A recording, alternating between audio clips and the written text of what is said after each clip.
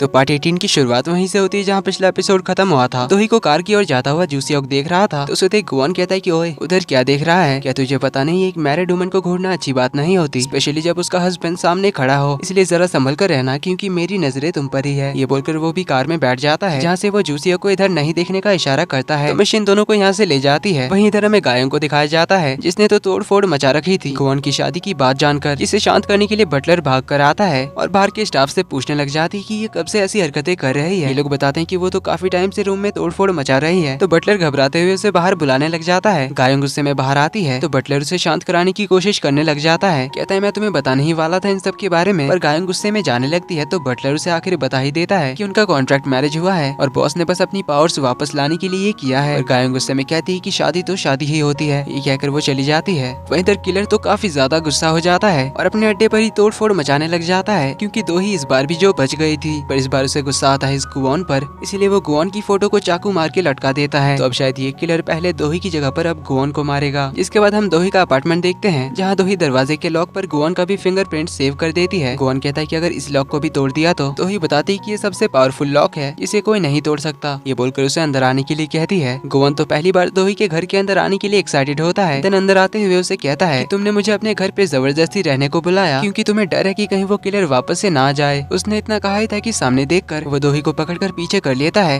कहता है जरा ध्यान से, शायद वो किलर दोबारा से तुम्हारे घर पे आ चुका था क्योंकि हॉल पे दोही का सारा सामान बिखरा पड़ा था, जिसे देख गुआन समझ लेता है कि वो किलर यहाँ पर आया था और उसी ने ये सारा सामान बिखराया है। पर दोही कहती है ऐसी कोई बात नहीं है, वो मैं शादी की तैयारी में बिजी थी इसीलिए मुझे ये सब ठीक करने का मौका नहीं मिला, इसलिए कहीं पे भी बैठ जाओ और इस घर की फीलिंग को एंजॉय करो। ये कहकर वो तो वहीं पर अपने सैंडल्स उतार कर सोफे पर सो जाती है। पर गुआन तो ये देखकर हैरान रह गया था कि दोही जो इतनी बड़ी कंपनी की सीईओ है खुद इस तरह से रहती है। तो वो उसके पास आता है, उसे हाथ देने के लिए कहता है। तो गुआन दोही का हाथ होल्ड करके सारे घर की सफाई कर देता है अपनी पावर से और पूरा घर चमकाने के बाद वो दोही से कहता है कि अब हुआ यह घर कहलाने के लायक। तो दोही पूछते क्या तुम अपने पावर से खाना भी बना सकते हो? मुझे घर में बनाया खाना है तो क्या तुम कुछ बना सकते हो? पर गुआन तो उसका हाथ छोड़ देता है, कहता है कि मैं तुम्हारा हस्बैंड हूँ, कोई नौकर नहीं। दोही कहती चलो ठीक है, पर क्या तुम मेरे लिए एक फेवर कर सकते हो? ये बोलकर वो गुआन को नीचे ले आती है जहाँ डस्टबिन में उसने जो अपनी फेवरेट ड्रेस फेंकी थी गुआन से गुस्सा होने की वजह से, उसे वो गुआन को बाहर निकालने में हेल्प करने को कहती है और गुआन की ओर अपना हाथ बढ़ाती है। गुआन उसका हाथ होल्ड करता है और उस डस्टबिन में से एक एक करके कपड़े निकालने लगता है। 3-4 कपड़ों के बाद दोही का भी ड्रेस बाहर निकल आता है, जिसे देखकर दोही तो बहुत ज्यादा खुश हो जाती है। तो गुआन उसके ड्रेस पे रेड कलर का मार्क नोटिस करता है और उसे कहता है कि तुम्हारी ड्रेस तो खराब हो गई है, जिसे दोही तुरंत कहती है कि नहीं तो ये बिल्कुल ठीक है। ये कहकर वो तो काफी हैप्पीली उस ड्रेस को लेकर घर की ओर जाने लगती है क्योंकि उस ड्रेस के साथ गुआन और उसकी पहली मुलाकात जो जुड़ी हुई है, इसलिए दोही इसे अपने पास संभाल कर रखना चाहती है। तो वो जाते हुए गुआन से जो कपड़े उसने निकाले थे उन्हें वापस से अंदर डाल देने के लिए कहती है। तो गुआन काम पे लग जाता है। वहीं इधर जूसियोक गुआन के बारे में पता करने लग जाता है। तभी उसे याद आता है कि दोही ने उसे एक बार बताया था कि गुआन सुनवल फाउंडेशन का डायरेक्टर है, इसलिए जूसियोक सुनवल फाउंडेशन के बारे में इन्फॉर्मेशन पता करने लग जाता है, जिससे उसे पता चलता है कि सुनवल फाउंडेशन 1977 में बनाया गया था। तो वो इसके बारे में सारी डिटेल्स पता करने के लिए उस न्यूज़पेपर के कंपनी में फोन लगाता है और 1977 से लेकर अब तक के सुनवल फाउंडेशन से रिलेटेड इन्फॉर्मेशन ढूंढने को कहता है। इधर दोही म्योंग की अजीब हरकतों को याद करती है जहाँ उसका बिहेवियर मैडम जू के मरने के बाद से ही बहुत ही अलग हो गया था। वो म्योंग के साथ अपने इंटरेक्शंस को याद करती है जहाँ उसे हर बार म्योंग से बुरी वाइब्स आ रही थी और आज शादी में उसका इतना अजीब तरीके से घूरना दोही का उस पर और ज्यादा डाउट बढ़ा देती है। इवन दोही को तो ये भी लगने लगता है कि म्योंग ही उसे मारना चाहता है क्योंकि मैडम जू के फ्यूनरल के दिन म्योंग ने उसे काफी कॉन्फिडेंटली कहा था कि ये सब अब मेरे डैड का है और उनके बाद सब कुछ मेरा है। इसीलिए मैडम जू ने जब अपनी कंपनी अपने सारे शेयर्स और प्रॉपर्टीज वगैरह दोही के नाम किए, जिससे गुस्सा होकर म्योंग उसे मारना चाहता हो। यही सब सोच सोच कर दोही तो परेशान हुए जा रही थी। अगले सीन में गुआन नहाकर बाहर आता है। दोही भी शावर लेकर बाहर निकली ही थी। इतने में एक दूसरे को ऐसे नाइट सूट्स में देखकर दोनों थोड़ा नर्वस हो जाते हैं। दोनों को ही समझ नहीं आ रहा था कि उन्हें क्या बात करनी चाहिए। उनके बीच का माहौल काफी ऑकवर्ड सा होने लग गया था। तो दोही उससे पूछ लेती कि क्या तुमने नहा लिया? गुआन कहता है हाँ, और पूछता है तुमने? दोही कहती है हाँ मैंने भी नहा लिया। देन उसे कहती है कि वैसे मैंने तुम्हें कभी ऐसे ड्रेसअप हुआ नहीं देखा। गुआन कहता है हाँ वैसे मैंने भी तो तुम्हें नहीं देखा। अब इससे फिर से दोनों के बीच थोड़ी ऑकवर्ड साइलेंस बन जाती है। दोनों को अब क्या कहना चाहिए समझ नहीं आ रहा था। तो गुआन पूछता है कि हे वैसे क्या तुम अभी सोने जा रहे हो? तो दोही जल्दी में कह देती है कि अभी और क्या करना होता है, अभी सोने का ही तो टाइम है। तो गुआन भी थोड़ा ऑकवर्डली कहता है कि हाँ तुम्हें सोने जाना चाहिए, वैसे भी काफी लेट हो चुकी है। दोही कहती है हाँ मैं जानती हूँ। ये कहकर वो अपने रूम में भाग जाती है और इधर गुआन भी अपने रूम में चला जाता है। वहीं इधर दोही तो ये सब सोचकर काफी एम्बेरस हो रही थी। इसके बाद दोनों अपने अपने रूम में सोने की कोशिश करते हैं, लेकिन दोनों को ही काफी देर तक तक नींद नहीं आ रही होती है। दोनों कई घंटों तक तो बस करवटें बदलते रह जाते हैं। काफी देर बाद दोनों एक दूसरे का नाम लेकर गुड नाइट विश करते हैं, जिसके बाद उन्हें नींद आ जाती है। पर गोवन को तो सपने में दोबारा अपनी इंसानी जिंदगी के मेमोरीज आते हैं, जहाँ वो कहीं पे जा रहा था। पीछे से उसका बटलर यंग मास्टर ईसुन कहता हुआ उसके पास आता है और उसे घर लौटने को कहता है, क्योंकि अभी उसकी टीचर आने वाले थे। बटलर ये भी कहता है कि अगर आपके पिताजी को पता चल गया, उसने इतना कहा ही था कि गोवन उसे चुप करा देता है और उसे अपना मुंह बंद करके रखने को कहता है कि जब तक तुम अपना मुंह बंद रखोगे तब तक सब कुछ सही चलेगा। ये कहकर वो चला जाता है और नदी के पास आता है, जहाँ एक लड़की तलवारबाजी प्रैक्टिस कर रही थी और गोवन उसे देख रहा था। लेकिन इतने में गोवन का सपना भी टूट जाता है। गोवन ने भी अपने सपने में उस लड़की का चेहरा नहीं देखा था, पर उसे समझ नहीं आ रहा था कि अभी उसे ये सारे सपने क्यों आ रहे हैं। वो कुछ और सोचता है कि तभी उसे बाहर से कुछ आवाज आती है। वो बाहर आकर देखता है कि दो ही दो बंस खा रही होती है, बिल्कुल एक छोटी बच्ची की तरह। गोवन पूछता है, इतनी सुबह सुबह तुम इस हाल में क्या कर रही हो? क्या तुम्हें अच्छे से नींद नहीं आई? दोही बताती है कि नींद तो मुझे काफी अच्छी आई, बस मुझे बहुत तेज भूख लगी थी, इसलिए मुझसे रहा नहीं गया। गोवन कहता है, तुमने अपना हाल क्या बना रखा है? दोही कहती है, क्या मैं सुबह सुबह बहुत प्रिटी लग रही हूँ? गोवन कहता है, बिल्कुल भी नहीं, तुम्हें देखकर तो लगता है कि तुमने तो रात में किसी से लड़ाई की होगी। तो दोही उसे बंस ट्राई करने को कहती है। गोवन कहता है कि मुझे ये सब नहीं खाना, मुझे बस एक कप पोर ओवर कॉफी चाहिए। दोही कहती है, वो तो घर पे नहीं है। गोवन तो शॉकिंगली पूछता है कि क्या तुम पोर ओवर कॉफी घर पे नहीं रखती? दोही कहती है, नहीं, क्योंकि मैं नहीं पीती, और वैसे भी अभी हमारे पास टाइम नहीं है। गोवन कहता है, टाइम क्यों नहीं है? वैसे भी तो आज वीकेंड है। दोही कहती है, हमें उस किलर को भी पकड़ने जाना है, वैसे भी शादी के चक्कर में हम उस किलर को भूल ही गए थे। गोवन कहता है, मैं भी नहीं जाने वाला, क्योंकि मुझे आज रेस्ट करना है। दोही कहती है, फिर हमें टाइम कब मिलेगा? क्योंकि वीकडेज में तो हम काम के चक्कर में बिजी रहने वाले हैं। तो गोवन कहता है, वैसे वो जूसियोक मिस्टर तेजिन के केस को इन्वेस्टिगेट कर रहा था, उसे क्या पता चला? दोही कहती है कि मरे हुए इंसान के बारे में पता करने से अच्छा है कि एक जिंदा पर्सन को इन्वेस्टिगेट करे। गोवन पूछता है, और वो जिंदा पर्सन कौन है? दोही कहती है, वो जो इस किलर के पीछे है, जो मुझे मारना चाहता है। गोवन कहता है, पर हमें तो उसके बारे में कुछ पता ही नहीं है। तो दोही कहती है, मुझे एक इंसान पर डाउट है, नोसुक का बेटा म्योंग। तभी हमें म्योंग को दिखाया जाता है, जो कि अपने जूडो क्लब में होता है, जहाँ एक बंदे के साथ फाइट कर रहा था। पर अचानक वो अपने ओपोनेंट के बंदे को जमीन पे गिराकर काफी देर तक उसके गले को चोक करके रखता है। उसके फ्रेंड्स उसे छोड़ने के लिए कहते हैं, पर वो तो उसका हाथ छोड़ ही नहीं रहा था। वो सभी इसे छुड़ाने आ जाते हैं, पर जूसियोक को वो छुड़ा नहीं पाते। वो बंदा बेहोश हो जाता है, तभी वो उसे छोड़ता है। उसकी हालत देखकर हंसते हुए कहता है कि अब अपना नाटक बंद कर, तू नहीं मरने वाला है। ये बोलकर वो तो हंसते हुए चला जाता है। इधर गोवन जो दोही का बाहर आने का वेट कर रहा था,